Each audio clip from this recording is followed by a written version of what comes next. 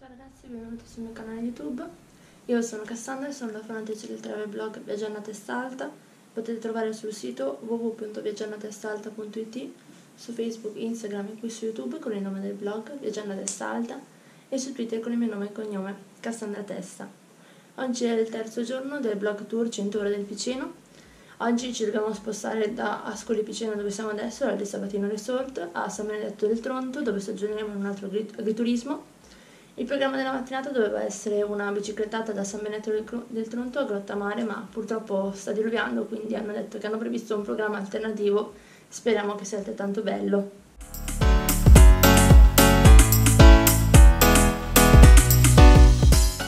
Ragazzi, siamo arrivati a San Benedetto, è uscito anche un bel sole.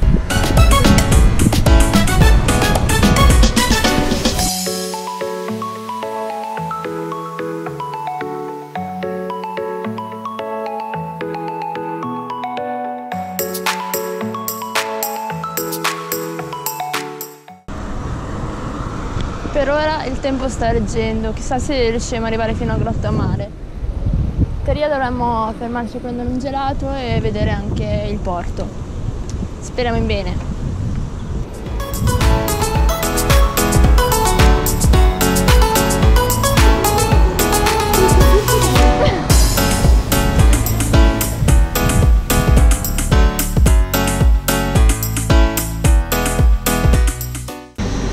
Vendita è nato nel 2013 a Porto d'Ascoli e questo invece è più recente, assolutamente. Allora, il concetto che Trenglase ha è innanzitutto la produzione a vista, infatti la collega sta prendendo il gelato con i mantecatori verticali, quindi noi stiamo al bastone, quindi utilizziamo macchine di concetto tradizionale. Hanno poi delle logiche nella ricettazione diverse. Capacità di incorporare aria minore, che non vediamo aria ma vediamo gelato, è diverso. E soprattutto tutto quello che viene ricettato e pesato viene fatto sotto gli occhi dei clienti, questo è importantissimo. E tutto perché per me, che sono l'ideatore di questo progetto, è importante recuperare il mestiere del gelatiere, che è differente dal discorso del gelataio. Cosa vuol dire? Che il gelataio è quello che di norma usa la busta dell'industria, la apre e butta dentro, voglio dire, non ha una piena coscienza di quello che sta facendo. Invece noi partiamo dalla lavorazione della materia prima, per esempio il pistacchio lo prendiamo a frutto, abbiamo un altro laboratorio dove abbiamo il forno, mettiamo il forno, lo tostiamo, lo rendiamo pasta, da lì facciamo la trasformazione in gelato. Tutto questo per tutte le materie prime. È un lavoro a monte molto impegnativo.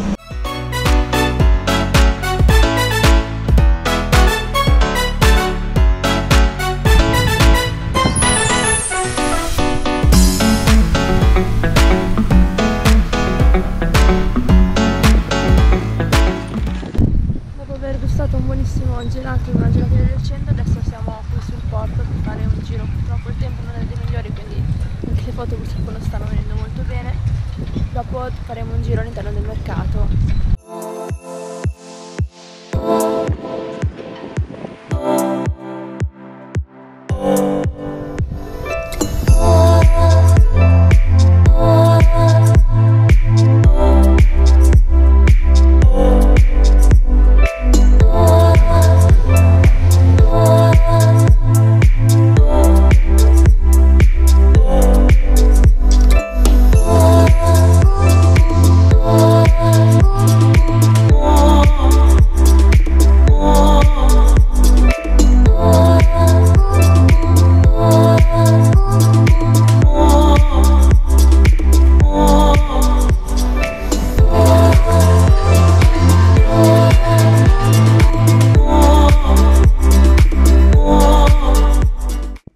Per pranzo veniamo deliziate dalle gustose specialità del ristorante Attico sul Mare. È situato sul lungomare di Grottamare e gode di una splendida vista sul mare Adriatico.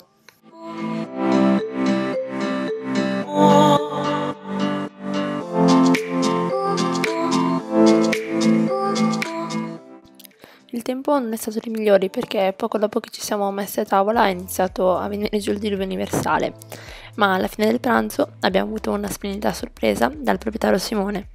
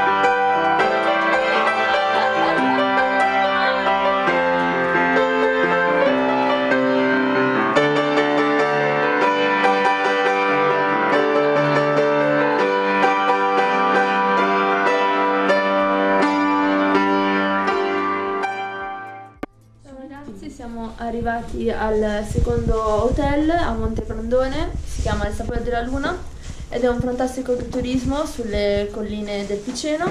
Speriamo che domani faccia bello perché hanno anche la piscina a forma di bottiglia e anche un vigneto molto particolare. Devo far volare il drone domani. Adesso vi faccio vedere la mia camera. Qui abbiamo 2 letti, veramente tutto in stile molto antico e retro. Vi faccio vedere anche fuori, anche se la giornata non sarà molto bella. Ah, tra l'altro abbiamo anche il giardino. Guarda che vista sui vigneti là in fondo. Adesso andiamo a vedere anche il bagno. Lì la mia compagna di stanza, Silvia. Bagno. Che doccia enorme. E ci sono io. Adesso andiamo un po' a riposarci, poi vedremo. Stasera dovremo andare ancora a San Benedetto, fare un aperitivo in Torione ed una cena. Speriamo che il tempo migliori.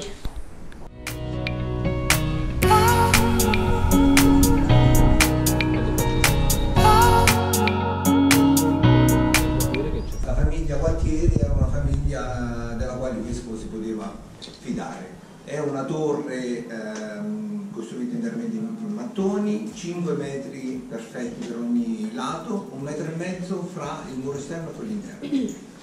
Quello che vedete dietro di voi sono i contrappesi del meccanismo dell'orologio, che vedremo su al terzo livello, l'ultimo conservato nella torre ed è originale del 1906. Il meccanismo è mosso dai pesi. Come vedete non sono raffinati, ma al costruttore del meccanismo interessava il peso specifico di ciascun elemento. Il primo che vedete sulla sinistra è quello legato al battito delle ore. Quando l'orologio suona, e suona ogni 15 minuti, quello scende tanto quando sono le ore battute. Il secondo è legato al meccanismo stesso, il terzo per i quarti, salendo ne vedremo un quarto con tutti i sistemi legati al meccanismo, ma non in funzione perché quello serviva specificatamente, dato che vicino c'era una scuola, per richiamare i bambini a scuola, per le vaccinazioni, quindi aveva un suono specifico.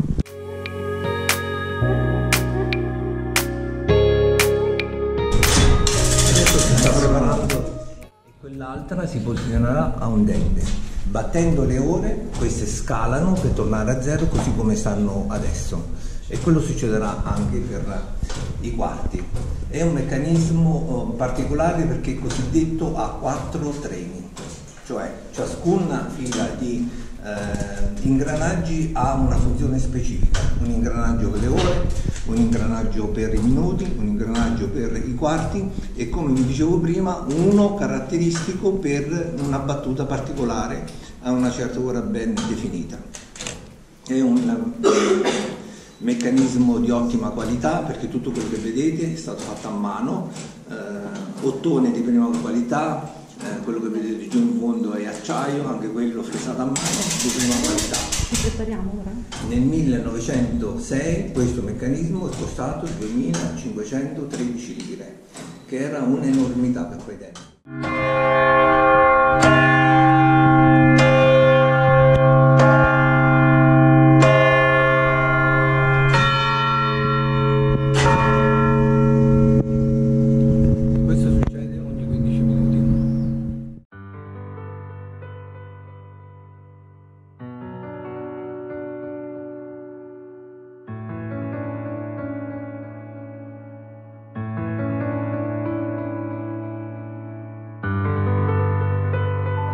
le 100 ore del Ticino.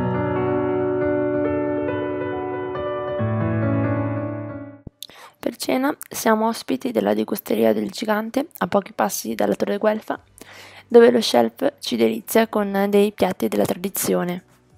Questo è il riassunto della terza giornata del blog tour 100 ore del Piceno. Spero che vi sia piaciuto. Vi ricordo di iscrivervi al canale e di cliccare sulla campanella per restare sempre aggiornati sui prossimi video. Al prossimo viaggio!